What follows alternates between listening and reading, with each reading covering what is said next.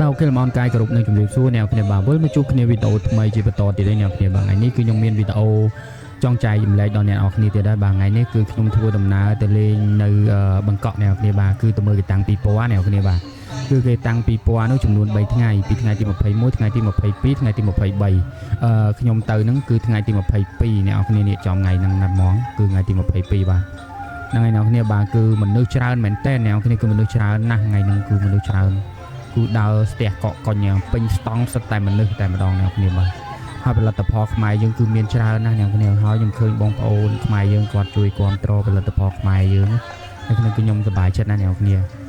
អ្នកណាដែលថាខ្មែរយើងធ្វើអត់បានអ្នកនរគ្នាគឺខ្មែរយើងធ្វើបានអ្នកនរគ្នាគឺច្រើនមែនតើផលិតផលរបស់ខ្មែរយើងនិយាយរួមគឺមានតាំងពីអាហារហូបចុកមានតាំងពីនិយាយរួមមានតាំងពីកៅអៅស្លៀកពាក់មានតាំងពីខ្សែក្រវ៉ាត់ស្បែកជើងគឺមានច្រើនអ្នកនរគ្នាបាទហើយថ្ងៃហ្នឹងក៏មានការលេង account ដែរអ្នកនរគ្នាបាទ account គឺថ្ងៃហ្នឹងក៏លេងដែរអ្នកនរគ្នាហើយក៏មានគេលេងរំវង់ចង្វាក់និយាយរួមគឺប្រពៃណីខ្មែរយើងអ្នកនរគ្នាគឺគេបង្ហាញសូរដែរអ្នកនរគ្នាបាទហើយវីដេអូនេះខ្ញុំមានតែប៉ុណ្្នឹងអ្នកនរគ្នាបាទកុំភ្លេចគាំទ្រផលិតផលខ្មែរធ្វើឲ្យប្រទេសជាតិយើងកាន់តែរីកចម្រើនទៅមុខអ្នកនរគ្នាបាទហើយវីដេអូនេះក៏សូមអរគុណ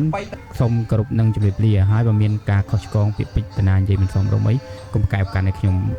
ផងបាទឥឡូវខ្ញុំបាទស៊ីនិតបាទអរគុណបាយបាយជួបគ្នាវីដេអូក្រោយទៀត